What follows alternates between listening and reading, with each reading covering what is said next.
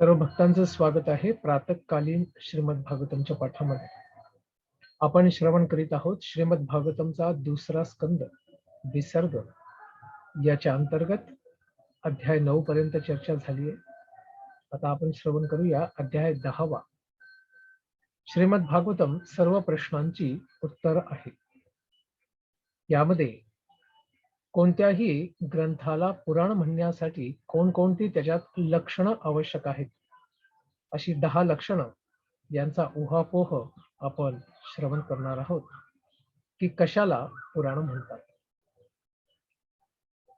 शुकदेव गोस्वामी म्हणतात, अत्र सर्वो विसर्गश्च स्थानं पोषणमूतयः मन्वन्तरेणुषानुकथा निरोधो मुक्तिराश्रयः. शुकदेव गोस्वामी म्हणाले, श्रीमद भागवतात पुढील 10 विषयांशी संबंधित विधाने आहेत. ब्रह्मांडाची निर्मिती अर्थात सर्ग, उपनिर्मिती विसर्ग, ग्रहमालिका, भगवंतांद्वारे संरक्षण, निर्मितीची प्रेरणा, मन्वंतरे अर्थात मन्वंतर, भगवंतांविषयीचे विज्ञान, स्वगृही अर्थात भगवत धामात परत जाणे, मुक्ती आणि आश्रय. या 10 विषयांची चर्चा ज्यामध्ये केलेली आहे त्याला पुराण असे म्हणतात. दशमस्य विशुद्ध्यर्थम नवानामिह लक्षणम वर्णयन्ति महात्मानः श्रुतेनार्थेन चांजसा. आश्रय तत्वाचे दिव्यत्व पृथक रूपाने दर्शविण्यासाठी अन्य विषयांच्या लक्षणांचे वर्णन हे काही वेळा वैदिक प्रमाणांद्वारे, काही वेळा प्रत्यक्ष स्पष्टीकरणाद्वारे आणि काही वेळा महान ऋषी मुनींनी दिलेल्या सारांश रूपातील विश्लेषणांद्वारे केले जाते. तर हे कारण आहे की बाकीच्या 9 विषयांची चर्चाही केली जात असते. त्याबरोबरच जे 10 विषय आहेत त्या 10 विषयांची चर्चा आता शुकदेव गोस्वामी करत आहेत. पंचमहाभूते पृथ्वी, जल, तेज, वायू आणि आकाश, शब्द, रूप, रस, गंध, स्पर्श आणि नेत्र, कर्ण, नासिका, जिव्हा, त्वचा आणि मन या 16 पदार्थांच्या मूलभूत घटकांच्या उत्पत्तीस सर्ग असे म्हटले जाते आणि त्रिगुणांच्या परस्पर क्रियांमुळे फलित होणाऱ्या परिणामांना विसर्ग असे म्हणतात. सर्ग अर्थात मुख्य जे 16 तत्व आहेत भौतिक सृष्टीच्या निर्मितीचे त्यांचं प्रकटीकरण, आणि विसर्ग अर्थात दुय्यम सृजन, ज्यामध्ये ब्रह्माजींद्वारे हे विसर्ग अर्थात दुय्यम सृजन केले जाते, ज्याच्यामध्ये प्रकृतीच्या 3 गुणांच्या मिश्रणाद्वारे या गोष्टी प्रकट केल्या जातात. त्यानंतर स्थानम काय आहेत हे सांगत आहेत. स्थितिर्वैकुंठ विजयः पोषणम तदनुग्रहः मन्वन्तराणि सद्धर्म ऊतयः कर्मवासनः. जीवांची योग्य स्थिती म्हणजे त्यांनी भगवंतांच्या आज्ञांचे पालन करावे व त्यांच्याच संरक्षणाखाली पूर्ण मनशांतीचा अनुभव घ्यावा. त्यानंतर मनु आणि त्याचे नियम जीवनाला योग्य दिशा देण्यासाठी दिलेले आहेत. सकाम कर्म करण्याची कामना म्हणजेच कार्य करण्याची प्रेरणा आहे. त्यामुळे स्थानम अर्थात सर्व जीवांसाठी योग्य स्थिती काय आहे.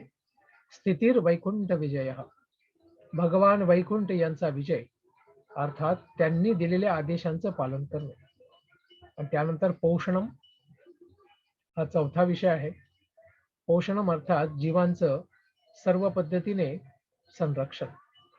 पोषणम तद अनुग्रह, भगवंतांची अहैतुकी कृपा जीवांवरती होणे हेच जीवांचं पोषण होण्याचं कारण आहे. त्यानंतर मन्वंतराणी, अर्थात मनु जे आहेत मानव समाजाचे मुख्य नायक, त्यांच्यापासूनच मनुष्य शब्द आलेला आहे. अशा मन्वंतराणी सद्धर्म, पूर्णपणे आपल्यासाठी धार्मिक कार्य किंवा कर्तव्य तेच आहेत जे मनूंनी आपल्याला दिलेले आहेत मनु संहितेद्वारे. त्यानंतर ऊतयः, अर्थात सर्व प्रकारच्या कार्यांसाठी कोणती प्रेरणा किंवा स्त्रोत आहे, उत्साह आहे. ऊतयः कर्म वासनाः, सकाम कर्म भौतिक इच्छांच्या पूर्तीसाठी कर्म करण्याची इच्छा हीच कर्मासाठी प्रेरणा आहे या जगतामध्ये. हाही एक विषय आहे. यानंतर ईशानु कथा सांगतायत. अवतारानुचरितम हरे चास्यानुवर्तिनाम पुंसामीश कथा प्रोक्ता नानाख्यानोपबृंहिताः. भगवत विज्ञान हे भगवत अवतार, भगवंतांचे अवतार, भगवंतांची कार्ये आणि त्याचबरोबर श्रेष्ठ भगवत भक्तांच्या कार्याचेही वर्णन करते. तर ईशानु कथा अर्थात भगवंतांचं दिव्य विज्ञान, यामध्ये भगवंत आणि त्यांचे सर्व अवतार यांच्या अवतारांच्या कथा आणि त्याचबरोबर भगवंतांचे त्यांच्या भक्तांच्या संबंधित असणाऱ्या लीला या सर्वांचं वर्णन हे ईशानु कथा या विषयामध्ये केले जाते. त्यानंतर निरोध आणि मुक्ती. निरोधोस्यानुशयानाम निरोधोस्यानुशयनमानत्मनः सह शक्तिभिः मुक्तिर्हित्वान्यथा रूपं स्वरूपेण व्यवस्थितिः. आपल्या भौतिक जगतातील बद्धावस्थेतील प्रवृत्तींसहित जीवांचे योग निद्रेत पहुडलेल्या महाविष्णूंमध्ये विलीन होणे म्हणजे निरोध, अर्थात त्यांच्या पोटामध्ये आश्रय घेणे. कारण संपूर्ण सृष्टीचा प्रलय झाल्यानंतर, नाश झाल्यानंतर सर्व जीव चिन्मय असल्यामुळे आपल्या शरीरांचा त्याग करून ते भगवंत महाविष्णू यांच्या नाकाद्वारे त्यांच्या पोटामध्ये जाऊन आश्रय घेतात. यालाच निरोध म्हणतात. जीवाने परिवर्तनशील स्थूल आणि सूक्ष्म भौतिक शरीरांचा त्याग केल्यानंतर त्याची स्वतःच्या रूपातील शाश्वत स्थिती म्हणजेच मुक्ती त्याला प्राप्त होते. तर निरोध अर्थात जीव भौतिक शरीराचा त्याग करून सूक्ष्म शरीरात अर्थात आध्यात्मिक शरीराद्वारे भगवंतांच्या पोटात आश्रय घेणे याला निरोध म्हणतात. आणि मुक्तीचा अर्थ आहे की त्याने भौतिक अर्थात स्थूल आणि सूक्ष्म दोन्ही शरीरांचा त्याग करून त्याने परिवर्तनशील शरीरांना पूर्णपणे पुन्हा कधीही प्राप्त न करणे, अर्थात भगवत साक्षात्कार करून भगवंतांना प्राप्त करणे हेच होय. तोच मुक्तीचा विषय आहे. आणि शेवटचा विषय आहे आश्रय. आभासश्च निरोधश्च यतोस्त्वध्यवसीयते स आश्रयः परं ब्रह्म परमात्मेति शब्दते. परमश्रेष्ठ व्यक्ती जे परम ब्रह्म आणि परमात्मा म्हणूनही गौरविले जातात तेच भौतिक सृष्टीचे उद्गम तसेच तिचे आश्रय आहेत. तिचे स्रोत पण आहेत, कारण पण आहेत आणि तिचे आश्रय पण आहेत. आता सृष्टीचाही नाश झाल्यानंतर ती भगवंतांमध्येच आश्रय प्राप्त करते आणि तिच्या विलयाचेही मूळ किंवा कारण आहे. भगवंतांच्या इच्छेशिवाय कोणीही प्रकृतीचा सर्वथा नाश करू शकत नाही, तिला विलीन करू शकत नाही. अशा रीतीने ते मूळ स्रोत असे परमसत्य आहेत. त्यामुळे सांगितलेलं आहे की भगवंतच काय आहेत, सर्व कारण कारणम, सर्व कारणांचे आदी कारण हे भगवंतच आहेत.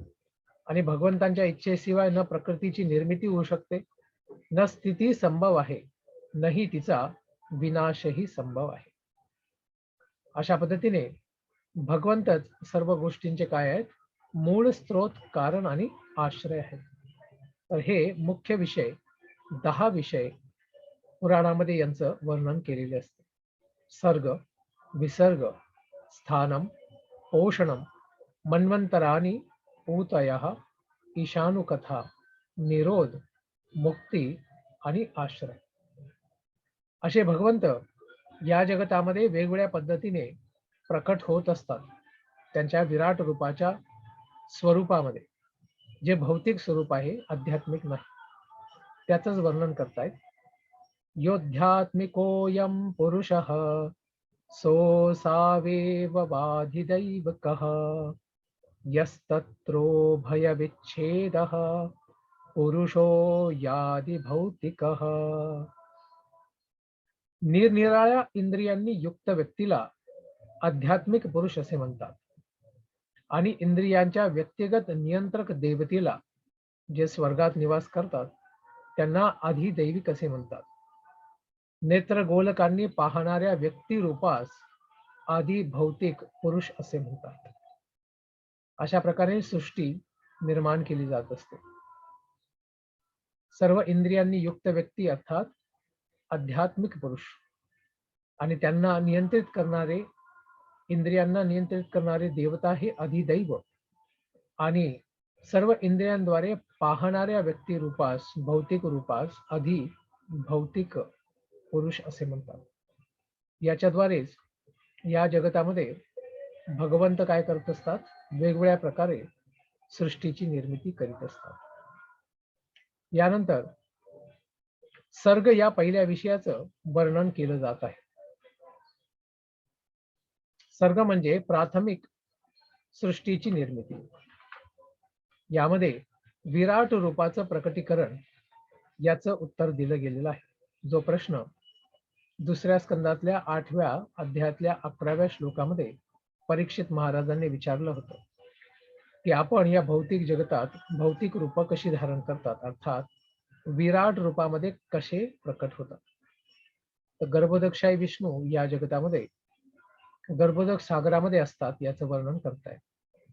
निरनिराळ्या जीवांचे उपरोक्त तीनही स्तर, आधी दैविक, आधी भौतिक आणि आध्यात्मिक, परस्परावलंबी आहेत, एकमेकावर अवलंबून आहेत, आणि एकाच्या अनुपस्थितीत दुसरा जाणून घेणे शक्य नाही.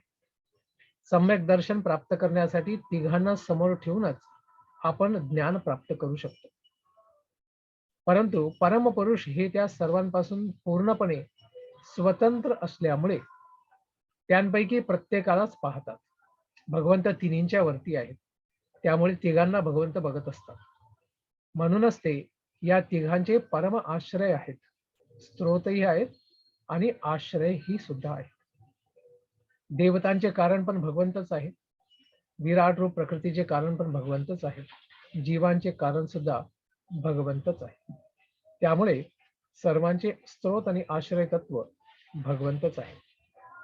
असे गर्भोदकशाही विष्णू, ज्यांच्यापासून पूर्ण ब्रह्मांड प्रकट होते, ते कारण सागरात, गर्भोदक सागरामध्ये किती काळापर्यंत पहुडलेले असतात सृष्टीच्या प्रकटनापूर्वी, ते सांगत आहे. निरनिराळ्या ब्रह्मांडांचे पृथक्करण केल्यानंतर, अर्थात महाविष्णू हे वेगवेगळ्या पद्धतीने बुडबुडे जे निर्माण करतात आपल्या घामाच्या छिद्रांद्वारे पूर्ण कारण सागरामध्ये, त्या प्रत्येक बुडबुड्यामध्ये ते गर्भोदकशाही विष्णू रूपाने विस्तारित होऊन त्यात प्रवेश करतात, आणि त्यामध्ये अर्धा बुडबुडा ते आपल्या श्वेत जलाने भरून टाकतात, आणि त्यामध्येच ते खाली तळामध्ये आराम करत असतात. असे हे प्रथम पुरुष अवतार कारणदक्षाय विष्णू, ते कारणक सागरातून बाहेर आलेल्या वेगवेगळ्या या ब्रह्मांडांमध्ये प्रवेश करतात, आणि त्यामध्ये ते काय करतात, आराम करण्याचा विचार करतात, आणि ते हजारो वर्षांसाठी त्यामध्ये आराम करीत असतात. त्यानंतर सृष्टीचं जे प्रकटीकरण होतं, तर ते प्रकटीकरण केवळ भगवंतांच्या कृपेनेच होत असते, त्याला दुसरं कोणतंही कारण नाही, हे सांगत आहे. परमपुरुष हे निराकार नाहीत, ते साकार आहेत, नारायण. ते निश्चितच एक नर किंवा पुरुष आहेत. यास्तव त्या परमश्रेष्ठ नरापासून निर्माण झालेले दिव्य जळ नार म्हणून ओळखले जाते. जे नरापासून येते त्याचं रूप होते नार. आणि ते प्रथम नर त्या पाण्यावर पहुडतात, आराम करतात. म्हणूनच त्यांना नारायण असे म्हणतात. हे त्यांचं नाव कसं निर्माण झालं त्याचाही एक येथे व्युत्पत्ती क्रम दिलेला आहे. त्यानंतर विराट रूप त्याचं कसं प्रकटीकरण होतं, आदी दैव, आदी भौतिक आणि आध्यात्मिक या रूपामध्ये ते कसे प्रकट होतात ते सांगतात. आपण निश्चितपणे जाणून घेतले पाहिजे की भौतिक घटक जगतामध्ये सर्व जीवांचे कर्म, काळ आणि गुण आणि या साऱ्यांचा उपभोग घेणारे हे सूक्ष्मजीव, हे सर्व केवळ त्यांच्या भगवंतांच्या नारायणांच्या कृपेनेच अस्तित्वात येतात. आणि ज्या क्षणी त्यांचे या सर्वांकडे दुर्लक्ष होते त्या क्षणी सर्व घटकांचे अस्तित्व स्वतःच नष्ट होते. अर्थात सर्व जगताचं विघटन होऊन जातं जर भगवंतांनी या जगताची काळजी घेतली नाही तर. अशा जगतामध्ये भगवंत विराट रूपाला प्रकट करतात. योग निद्रेच्या शय्येवर पहोडलेले असताना भगवंतांनी केवळ स्वतःपासूनच विभिन्न जीव, जीव मात्र ज्यांना म्हणतात, त्यांना व्यक्त करण्याच्या इच्छेने आपली बहिरंगा शक्ती, माया शक्तीद्वारे सुवर्ण अर्थात सोन्याच्या रंगाचे वीर्य प्रतीक उत्पन्न केले, ज्याच्याद्वारे सर्व जीवांची रचना होऊ शकते. आणि ह्या जगतामध्ये ते आपल्या कर्मांद्वारे स्वतःला पवित्र करून भगवंतांना प्राप्त करू शकतात. यासाठी भगवंत इच्छा करतात की सर्व जीवांना या जगतामध्ये प्रकट केलं पाहिजे. त्यानंतर भगवंतांची शक्ती एकाची 3 प्रकारांमध्ये कशी विभाजित करते ते आता ऐका. वर सांगितल्याप्रमाणे नियंत्रक जीव अर्थात देवता, आदिदैव, नियंत्रित जीव, आदिभूत आणि भौतिक देह. आध्यात्मिक म्हणजे नियंत्रित जीव आणि आदिभूत अर्थात भौतिक देह असे 3 विभाग केले जात असतात. महाविष्णूंच्या दिव्य शरीरात स्थित असलेल्या आकाशापासूनच इंद्रियांची शक्ती, मनाचे बळ आणि शरीराचे सुद्धा बळ हे उत्पन्न होते. तसेच सर्व जीवशक्तीचा मूळ स्रोतही उत्पन्न झालेला आहे. त्यानंतर ह्या जगतामध्ये जे सृष्टीचं निर्मितीकरण आहे त्याचं सूत्र तत्व आणि ते किती महान आहे ते सांगताय. ज्याप्रमाणे एका राजाने अनुयायी त्याचेच अनुकरण करतात, राजाचे अनुयायी राजाचंच अनुकरण करतात, त्याचप्रमाणे जेव्हा अखिल शक्ती कार्यरत असते या जगतामध्ये तेव्हा इतर सर्व जीवही कार्यरत असतात. आणि जेव्हा ती कार्य करणे थांबविते, प्रकृती कार्य करणे थांबविते, तेव्हा जीवही इंद्रिय क्रिया थांबवित असतात. अर्थात सृष्टीचा प्रलय झाल्यानंतर जीव कार्य करू शकत नाही. ते सुद्धा भगवंतांच्या महाविष्णूंच्या उदरामध्ये आश्रय घेतात. ते स्वतःहून प्रकृतीमध्ये कार्यरत होऊ शकत नाही जेव्हा प्रकृती कार्यान्वित होत नसते. त्यानंतर या जगतामध्ये जी सृष्टी त्याचा उत्पत्ती क्रम आता सांगितला जात आहे की कशा पद्धतीने इच्छाद्वारे इंद्रियांची निर्मिती, त्यानंतर सूक्ष्म इंद्रियांची निर्मिती, त्यानंतर त्या इंद्रियांना अधिष्ठात्री देवता यांची निर्मिती आणि त्या इंद्रियांच्या तन्मात्रा अर्थात प्रत्येक इंद्रियांचा विषय असतो. जसं डोळ्यांसाठी बघणे, त्या पद्धतीने सर्व निर्मिती क्रम सांगितला जात आहे. विराट पुरुषाने विचलित केल्यानंतर अर्थात प्रेरित केल्यानंतर प्राणशक्तीने भूक तसेच तहान उत्पन्न केली. आणि जेव्हा त्याने पिण्याची आणि खाण्याची इच्छा केली तेव्हा मुख उघडले. तर तहान आणि भूक जेव्हा प्रकट होते तर याच्याद्वारे त्या पद्धतीचे इंद्रिय अर्थात मुख निर्माण होऊन खाण्याची आणि पिण्याची इच्छा निर्माण होत असते. मुखापासून टाळू प्रकट झाला आणि त्यानंतर जिव्हाही उत्पन्न झाली. नंतर सर्व प्रकारचे रस अस्तित्वात आले, जेणेकरून जिव्हा त्या सर्व रसांचं आस्वादन किंवा आनंद किंवा उपभोग घेऊ शकते. त्यानंतर भगवंतांना जेव्हा बोलण्याची इच्छा झाली, तेव्हा मुखातून वाणी निर्माण झाली. त्यानंतर मुखातून अग्नी ही नियंत्रक देवता उत्पन्न झाली. परंतु ते पाण्यात पहुडलेले होते, तोपर्यंत ही सर्व कार्ये प्रलंबित झाली होती, अर्थात यांना तेवढा वेळ लागला. त्यानंतर परमपुरुषाने गंध हुंगण्याची अर्थात नाकाद्वारे गंध घेण्याची इच्छा केली, तेव्हा नासिका आणि श्वसन क्रिया निर्माण झाले. घ्राणेंद्रिय अर्थात नाक आणि गंध हा त्याचा विषयी अस्तित्वात आला, आणि गंधवाहक वायू देवता प्रकट झाली, जी गंधाची काय अधिष्ठात्री नियंत्रक देवता आहे.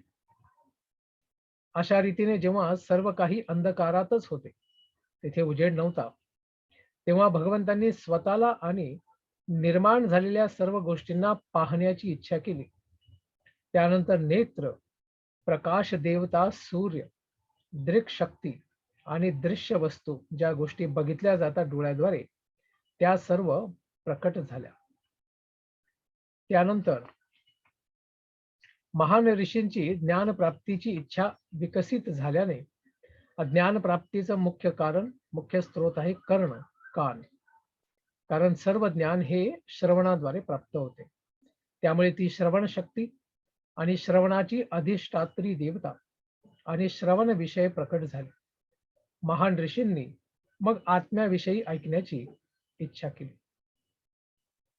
त्यानंतर मृदूपणा, कठीणपणा, उष्णता, शीतपणा, थंडपणा, हलकेपणा, वजन हे पदार्थांचे भौतिक गुणधर्म अनुभवण्याची जेव्हा इच्छा झाली, तेव्हा संवेदना, त्वचा, त्वचेवरील छिद्रे, त्वचेवरील केस आणि या सर्वांच्या नियंत्रक देवता वृक्ष यांची उत्पत्ती झाली. त्वचेच्या आत आणि बाहेर वायूचे एक आवरण आहे व त्याद्वारे स्पर्श ज्ञान प्रकट झाले. तर त्वचेद्वारे स्पर्श अनुभव केला जातो. त्यानंतर परमपुरुषाने जेव्हा अनेकविध कार्य करण्याची इच्छा प्रकट केली, तेव्हा 2 हात, त्यांची नियंत्रक शक्ती स्वर्गाधिपती देवता इंद्र हे या आपल्या हातांचे काय आहेत, नियंत्रक देवता आहेत. आणि त्याचबरोबर हात आणि देवता यांवर अवलंबून असलेली कार्य सुद्धा प्रकट झाली, त्या इंद्रियांचे विषय. त्यानंतर हालचाल करण्याच्या परमपुरुषाच्या इच्छेने पाय प्रकट झाले आणि पायांपासून विष्णू ही नियंत्रक देवता उत्पन्न झाली. या कार्याची त्याने व्यक्तिशः देखरेख केली आणि त्यामुळे वेगवेगळ्या प्रकारची माणसे त्यांच्या नियत यज्ञ कर्मात मग्न झाली. कारण सांगितलेलं आहे, स्वेसे कर्मणी अभिरतः संसिद्धी लभते नर. आपल्या आपल्या नियोजित कर्तव्यांना पार केल्यानेच व्यक्ती सिद्धी प्राप्त करू शकतो. आणि ते सर्व काय आहेत, भगवंतांनी दिलेले वर्णाश्रम व्यवस्था आहे. त्यानंतर शारीरिक सुखासाठी अपत्यास जन्म देऊन स्वर्गीय अमृताची चव चाखण्यासाठी भगवंतांनी जननेंद्रिय विकसित केली. आणि अशा रीतीने जननेंद्रिय आणि त्याची नियंत्रक देवता प्रजापती ब्रह्मा उत्पन्न झाले. अशा शारीरिक सुखाचा विषय आणि अधिष्ठात्री देवता हे दोन्ही भगवंतांच्या जननेंद्रियांच्या नियंत्रणाखालीच आहेत. कारण ह्या जगतामध्ये सर्व जीव भगवंतांद्वारेच प्रकट होत असतात. त्यानंतर जेव्हा परमपुरुषाने अन्न पदार्थांचा निसत्व मल बाहेर टाकण्याची इच्छा प्रकट केली, तेव्हा गुदद्वार आणि पायू नामक उत्सर्जन इंद्रिय आणि त्याची अधिष्ठात्री देवता मित्र ही देवता निर्माण झाली. पायू इंद्रिय आणि उत्सर्जित मल ही अधिष्ठात्री देवता मित्र याच्या आश्रयाधीन आहे. त्यानंतर जेव्हा परमपुरुषाने एका शरीरातून दुसऱ्या शरीरात प्रवेश करण्याची इच्छा केली, तेव्हा नाभी, अपान वायू आणि मृत्यू एकत्रितपणे निर्माण झाले. नाभी ही मृत्यू आणि अपान या दोहोंचाही आश्रय आहे. त्यामुळे फार मुख्य मानले गेलेले आहे नाभी. सर्व वैद्यकीय संशोधन सुद्धा नाभीद्वारे केले जाते. जेव्हा परमपुरुषाने अन्न पाणी ग्रहण करण्याची इच्छा प्रकट केली तेव्हा उदर, आतड्या तसेच रक्तवाहिन्या सुद्धा निर्माण झाल्या. नद्या आणि समुद्र हे त्यांच्या पोषणाचा आणि चय अपचय याचा स्रोत आहे. त्यानंतर जेव्हा परमपुरुषाने आपल्या शक्तीच्या कार्यांचा विचार करण्याची इच्छा केली तेव्हा हृदय, जे मनाचे स्थान आहे, मन, चंद्र, निश्चय आणि सर्व इच्छा प्रकट झाले. कारण मनाची देवता आहे चंद्र.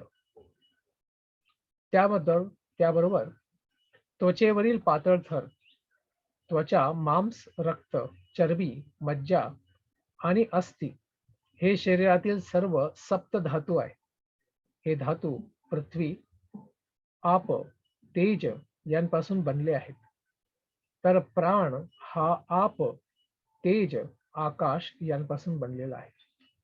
या सर्वांच्या मिश्रणाने हे सर्व तत्व अर्थात सप्तधातू, जे सर्व शरीराच्या स्वस्थ किंवा स्वास्थ्य प्राप्तीसाठी आवश्यक आहेत, ते सर्व प्रकट झाले.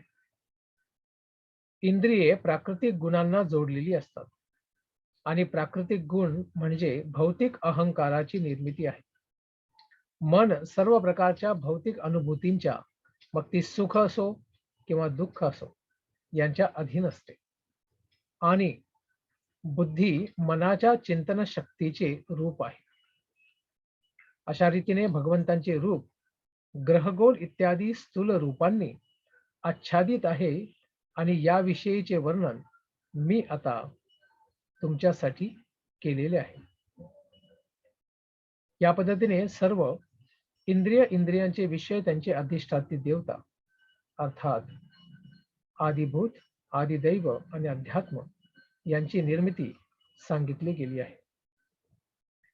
याच्या पुढे वर्णन केले जाईल की कशा पद्धतीने भौतिक रूप हे भौतिक आहेत, आध्यात्मिक नाही आहे. त्यामुळे जोपर्यंत भौतिक रूपाच्या पलीकडे आध्यात्मिक विषयाचं चिंतन होत नाही तोपर्यंत भौतिक गोष्टी चेतनेत भरलेल्या राहतील.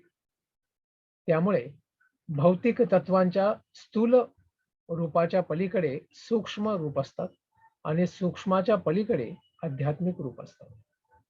म्हणून याच्याही पलीकडे, भौतिक रूपाच्या पलीकडे, स्थूल प्रकटनाच्या पलीकडे एक दिव्य असे प्रकटन आहे जे सूक्ष्माहूनही सूक्ष्म आहे. त्यास प्रारंभ, मध्य आणि अंतही नाही. म्हणूनच ते शब्दांचे वर्णन आणि मानसिक तर्क यांच्या मर्यादेच्या पलीकडे आहे. कारण मानसिक तर्क भौतिक आहे आणि या जगतात प्रकट झालेले शब्द ते सुद्धा भौतिक स्वरूपच धारण करत असतात. त्यामुळे यांच्या पलीकडे आणि भौतिक संकल्पनांपासून सर्वथा भिन्न आहेत. हे झालं सर्ग अर्थात प्राथमिक सृजन कार्य याचं वर्णन. आपण श्रवण करूया विसर्ग अर्थात दुय्यम सृजन, जे ब्रह्माजींद्वारे केलं जातं, पुढच्या सत्रामध्ये. धन्यवाद. हरे कृष्ण.